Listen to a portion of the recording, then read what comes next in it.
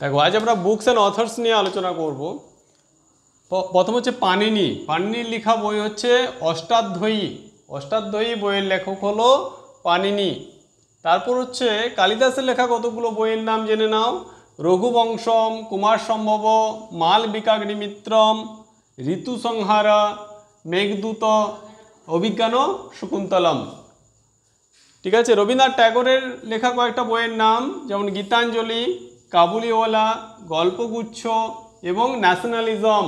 এটা কিন্তু খুব ইম্পর্ট্যান্ট, ন্যাশনালিজম এটা রবীন্দ্রনাথ ট্যাগরের লেখা। রাজা রাওয়ের লেখা বইয়ের হচ্ছে কান্তাপুরা, এটাও খুব ইম্পর্ট্যান্ট।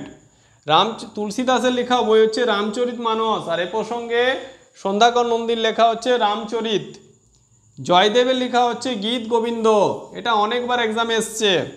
শ্রী অরবিন্দ লেখা হচ্ছে দ্য লাইফ ডিভাইন বা দ্য সিক্রেট অফ বেদা। এই দুটো বইয়ের লেখক হচ্ছে শ্রী অরবিন্দ। তারপর হচ্ছে কলহনের লেখা বই হচ্ছে রায় তরঙ্গিনী। রায় তরঙ্গিনী, ঠিক আছে।